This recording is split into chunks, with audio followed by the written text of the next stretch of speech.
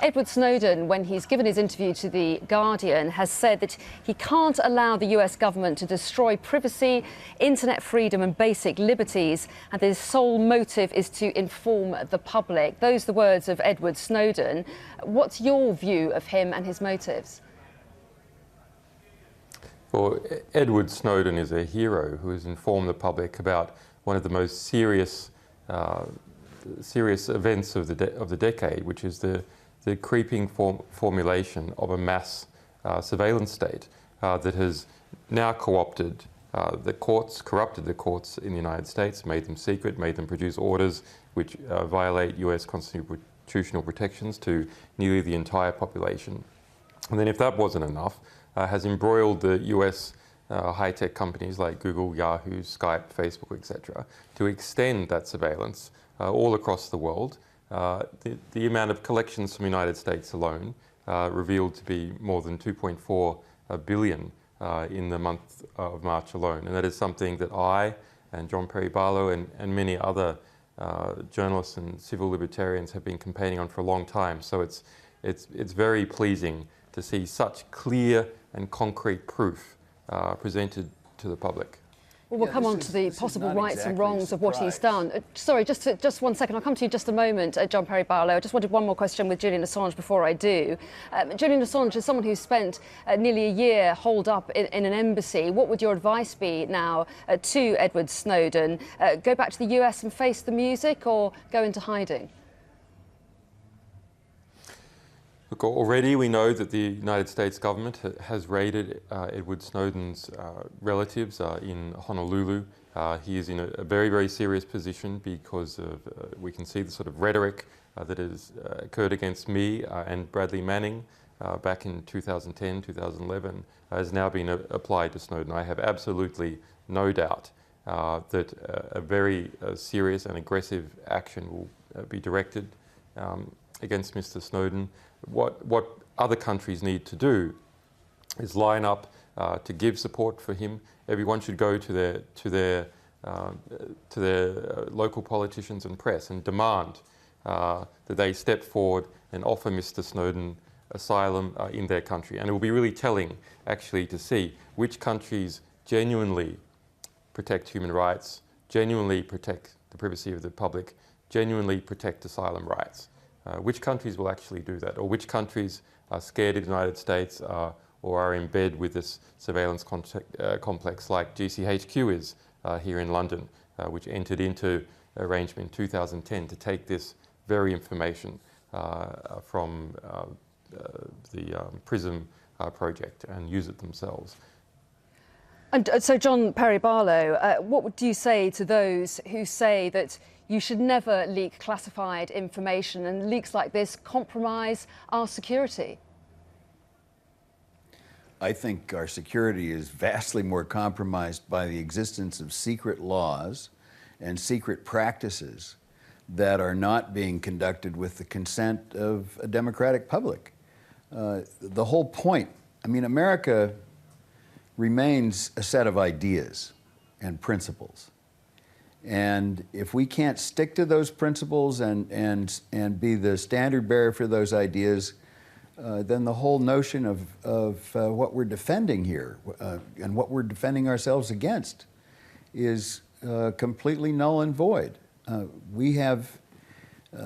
Our national security is a matter of principle. It's not a matter of being invaded by some enemy or another. We don't really have a credible enemy in the sense that we once did.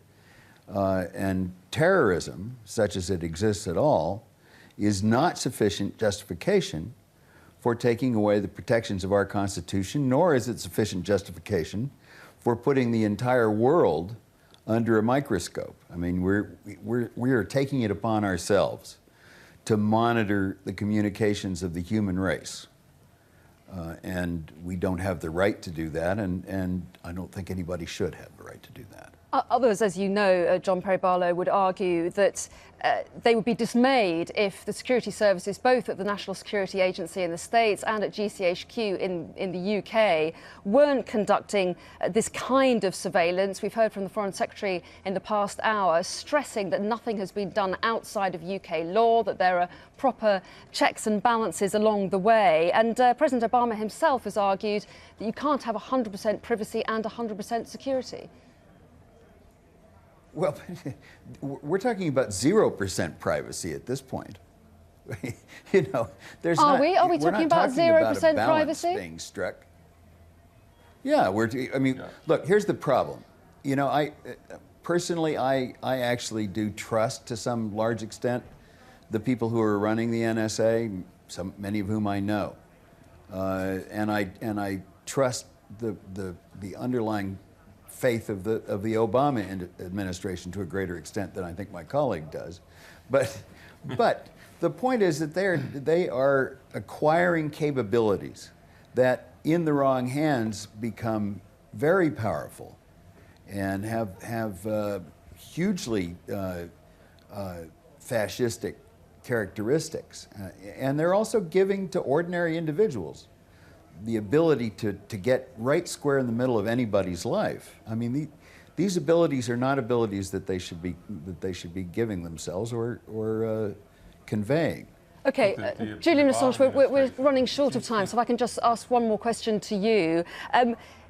Looking back, and your advice to any people, future potential whistleblowers, what would your advice be? I mean, would you say it was worth it? Looking at Bradley Manning, for example, facing 21 counts relating to the transmission of documents to WikiLeaks, what would your advice be to anyone in the future thinking of leaking information? I can't say for Bradley Manning whether it was worth it. That is a matter for him. But according to alleged conversations that he has had, he said that he was willing to risk his future to bring that information to the public. Snowden as well. These are very serious, earnest young men who really believe in something and have shown great courage. And there is no doubt, actually, that history will look on them extremely favourably, and perhaps even in a few years will liberate them from their predicament. We see here in the United States something very different to what happened under Bush. Bush just ordered the vast collection of telephone records from various companies in the United States, like Verizon. What Obama has done, he has done it legally, but he has done that by making use of secret courts, corrupting those courts, introducing secret law, secret policy, and secret review. In other words, in order to get it down on paper, the Obama administration has corrupted the whole system, corrupted the whole judicial system. So this is not just a matter of there is now erected a vast transnational surveillance system. That's bad. But in order to erect that system and keep it secret, the oversight mechanisms and the judiciary have also been corrupted.